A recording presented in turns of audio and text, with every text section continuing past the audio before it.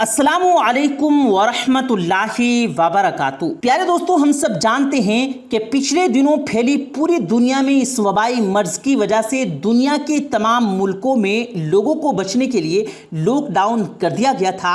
इस लॉकडाउन का मकसद ये था कि तमाम लोग एक दूसरे से समाजी फासला रखें ताकि ये वबाई मर्ज कम से कम इंसानों को मुतासिर कर सके।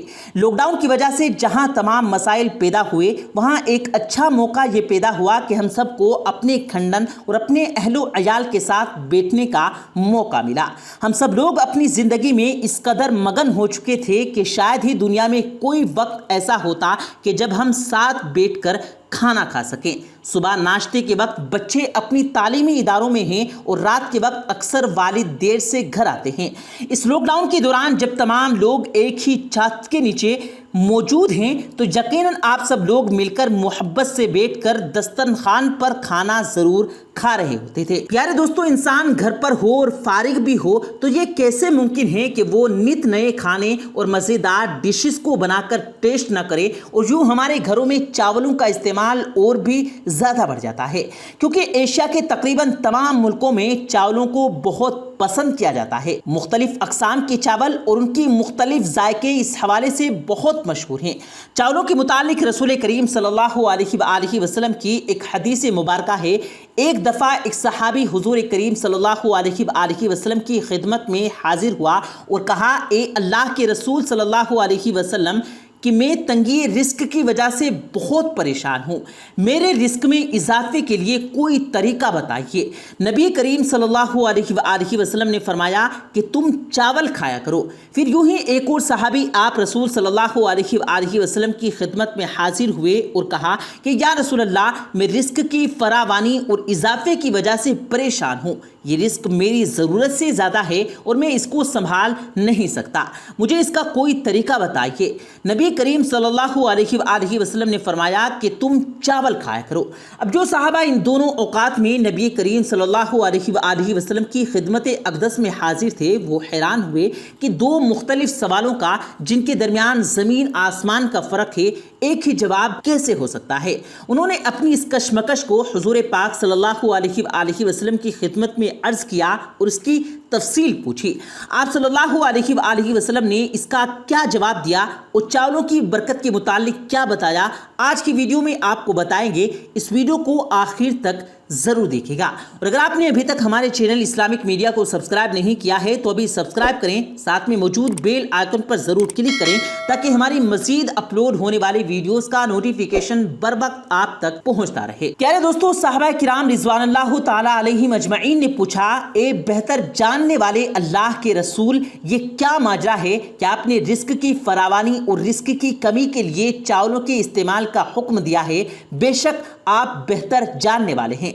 रसूल करीम सल्लल्लाहु अलैहि वसल्लम ने इरशाद फरमाया, जो शख्स रिस्क की तंगी का सवाल कर रहा था उसे चावल खाने का इसलिए कहा क्योंकि चावल का एक एक दाना बरकत वाला है, तो जब वो चावल खाएगा तो ये बरकत वाले दाने उसके पेट में जाएंगे, तो यूं अल्लाह के हुक्म से उसके रिस्क में बरकत और फरावानी हो जाएगी। फिर फरमाया कि जो शख्स रिस्क की ज़्यादती की शिकायत कर रहा था उसे कहा कि चावल खाओ, जब वो चावल खाएगा तो आधे चावल गिरा देगा और आधे खा लेगा, यूं बरकत वाले दाने उसके पेट में नहीं जाएंगे और उसका रिस्क कम हो जाएगा।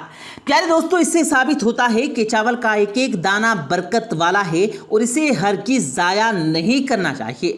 और यह भी वो हो गया कि रिस्क में बरकत और इजाफे का जरिया चावलों का इस्तेमाल है, लेकिन हमारे यहाँ कुछ ऐसी गलत मालूमात पाई जाती हैं कि चावलों के इस्तेमाल से वजन बढ़ जाता है और इंसान मोटापे का शिकार हो जाता है। हमारे यहाँ लोग चावल खाना भी चाहते हैं लेकिन अपने बढ़ते हुए वजन को देखकर परेशान हो जाते हैं। असल गलती चावल खाना नहीं बल्कि बेढंगी तरीके से चावल खाना गलत है। आज ये गलतफहमियां आपके सामने रखेंगे ताकि वो दूर हो सकें। प्यारे दोस्तों, ये कहना कि चावल मोटा करता है या चावल खाने से जिस्म को नुकसान होता है, ये शुगर के चांसेस बढ़ जाते हैं, ये बिल्कुल गलत है। एतदाल के साथ हर ग़िज़ा खानी चाहिए। दुनिया की आधी से ज़्यादा आबादी की बुनियादी ग़िज़ा चावल है।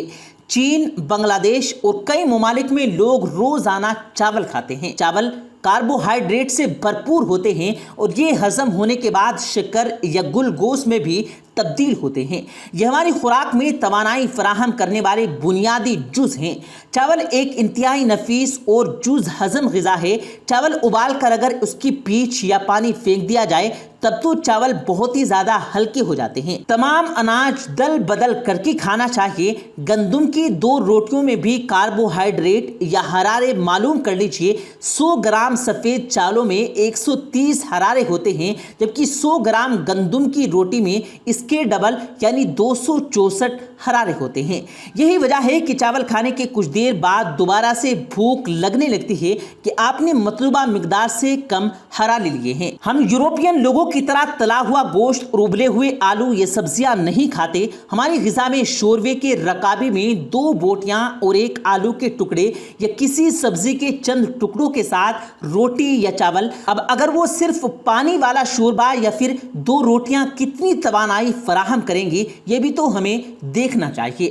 ہم کو جو توانائی ملتی ہے وہ روٹی چاول یا اناج سے ہی ملتی ہے، یا تو آپ ایک پلیٹ میں پاؤں بھر گوشت کی ابلی یا تلی چاپوں کے ساتھ ایک پورا ابلا ہوا آلو اور سلاد کے تلے یا ابلے مٹر کھائیں، تب تو آپ کو اناج کی ضرورت نہیں، یا قیمے کے موٹے کباب والا برگر جس کے ساتھ فرینچ فرائز بھی ہوتی ہیں وہ لیجئے۔ روسٹڈ چکن میں تلے چکن کے ساتھ ذرا سا چکن رول ہوتا ہے، اور پلیٹ پر فرینچ فرائی، تو یہاں پر روٹی یا چاول کی ضرورت نہیں۔ لیکن ہمارے اکثر گھروں میں پاؤں یا آدھا کلو گوشت کا سالن 5-6 افراد کے لیے بنتا ہے، تو لازمی ہے کہ روٹی یا چاول ساتھ ہو تاکہ بنیادی غذائی ضروریات پوری ہو سکیں۔ یہ الگ بات ہے کہ کاربوہائیڈریٹ تو مسلس نہیں بنتے بلکہ یہ پیٹ کو موٹا کرتے ہیں۔ جو چیز پیٹ کو موٹا کرتی ہے وہ چکنائی ہے۔ اب اگر ہمارے کھانوں پر نظر ڈالیں تو ان میں بغیر رنگ کے یا تیل کے ذائقہ نہیں آتا ہے۔ ہمارا ہر کھانا پاؤ بھر تیل میں بنتا ہے۔ یہ بریانی کے چاول نہیں بلکہ اس میں موجود چکنائی موٹا کرتی ہے۔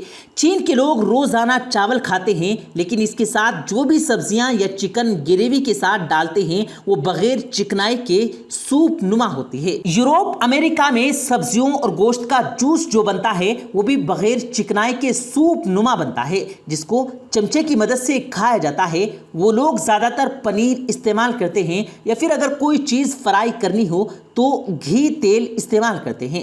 اگر موٹاپے اور بیماریوں سے بچنا ہے تو گھی یعنی تیل کم سے کم استعمال کیجیے، اپنا انداز بدل دیجیے۔ آپ کاربوہائیڈریٹ بھی کھا سکتے ہیں اور ساتھ چکنائی بھی۔ چکنائی ہمارے جگر پر انتہائی مشقت ڈالتی ہے اور یہ جسم میں براہ راست چربی کی صورت جمع ہو جاتی ہے۔ کاربوہائیڈریٹ زیادہ لینے کی وجہ سے اس کے استعمال کی نوبت نہیں آتی اور جسم کو جانے ضرورت توانائی کاربوہائیڈریٹ سے ہی مل جاتی ہے، بلکہ کاربوہائیڈریٹ کی زیادہ شکر بھی چربی بن کر پیٹ پر جمع ہو جاتی ہے۔ ساری خرابی کی زیادہ جڑ ہمارے کھانوں میں چکنائی کی زیادہ مقدار ہے، جس سے بے شمار امراض اور پیچیدگیاں پیدا ہو رہی ہیں۔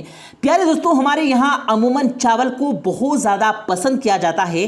چاول کو مختلف طریقوں سے پکایا جاتا ہے، اس کا پلاؤ بنایا جاتا ہے، بریانی بنائی جاتی ہے، یا پھر چاول کو ابال کر اسے دال کے ساتھ نوش کیا جاتا ہے۔ تو یہ جتنے بھی کھانے کے طریقے ہیں، یہ چاول بنانے کے طریقے ہیں۔ ایک بات ذہن میں رکھیے گا کہ چاول کے بہت زیادہ فائدے ہیں، لیکن ایک مخصوص مقدار تک ہی اس کو استعمال کیجیے۔ ضرورت سے زیادہ اس کا استعمال آپ کو نقصان بھی پہنچا سکتا ہے۔ غذا کوئی بھی ہو، نہ صرف آپ کو چاول موٹا کرتے ہیں یا آلو کی خوراک یعنی ابلے ہوئے آلو موٹا کرتے ہیں، آپ کو موٹا کوئی بھی خوراک کر سکتی ہے۔ موٹاپے کا شکار آپ کسی بھی خوراک کی وجہ سے ہو سکتے ہیں۔ اگر آپ پروپر طریقے سے روزانہ کی بنیاد پر ایکسرسائز نہیں کیے تو اس کے لیے روزانہ کی بنیاد پر صحیح وقت پر ایکسرسائز کیجیے۔ کھانے میں اعتدال پسندی لائیے، اعتدال کے ساتھ اشیاء کا استعمال کیجیے، نہ بیجا استعمال کیجیے، نہ اتنا کم استعمال کیجیے کہ آپ کو جسمانی طور پر کمزوری ہونے لگے۔ تو دوستو، امید کرتے ہیں کہ ہماری آج کی ویڈیو آپ کو پسند آئی ہوگی۔ رسول کریم صلی اللہ علیہ وآلہ وسلم نے چاولوں کی برکت کے بارے میں جو فرمایا، اس کو آئندہ کے لیے ذہن میں رکھیے کہ اس کا ہر ایک دانہ برکت والا ہوتا ہے، اس کو کبھی بھی ضائع نہیں کرنا چاہیے، جو کہ دیکھا جاتا ہے کہ ضائع کر دیے جاتے ہیں۔ تو پیارے دوستو، ہماری یہ ویڈیو آپ کو کیسی لگی؟ ویڈیو کو لائک کر کے اپنے دوستوں کے ساتھ شیئر کریں اور کامنٹ باکس میں اپنی رائے کا اظہار ضرور دیں۔ ملتے ہیں پھر ایک نئی ویڈیو کے ساتھ، تب تک کے لیے اللہ حافظ۔